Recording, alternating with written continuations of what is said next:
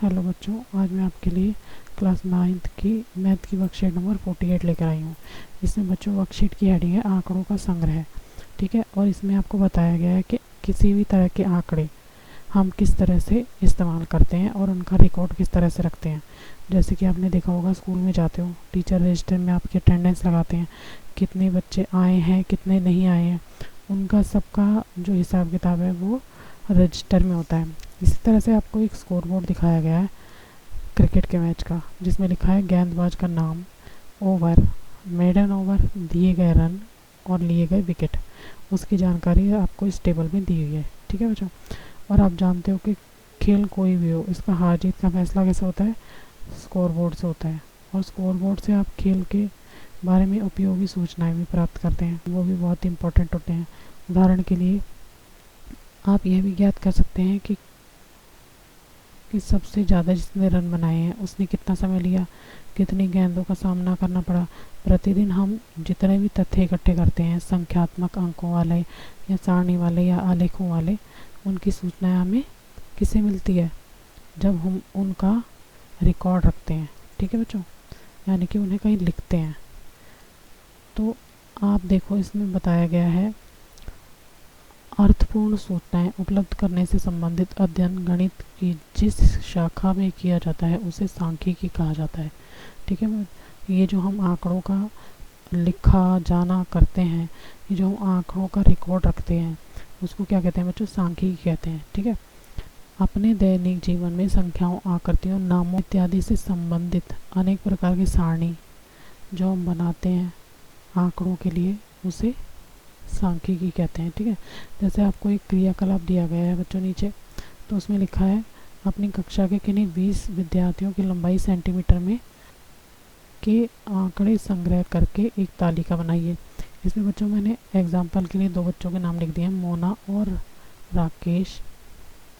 ठीक है, और इनकी लंबाई लिख दी है 165 सेंटीमीटर और 160 सेंटीमीटर। ठीक है, दूसरा क्रियाकलाप में कहा है अपनी ऑनलाइन कक्षाएं पिछले 1 सप्ताह में अनुपस्थित रहे विद्यार्थियों की संख्या के आंकड़े संग्रह करके एक तालिका बनाइए। तो 2 दिन के बारे में जानकारी दी है मैंने। सोमवार को 2 बच्चे अनुपस्थित थे और मंगलवार को 5 बच्चे। ठीक है बच्चों, तो इसमें लिखा है पहले क्रियाकलाप में आपने स्वयं अपने दिमाग से एक निश्चित उद्देश्य रखकर सूचनाओं को एकत्रित किया। इस प्रकार एकत्रित किए गए आंकड़े प्राथमिक आंकड़े कहलाते हैं। मैं सिंपल सी परिभाषा बता रही हूँ अपने शब्दों में। जिन आंकड़ों को हम अपने आप से इकट्ठा करते हैं, ठीक है, उन्हें कहते हैं प्राथमिक आंकड़े।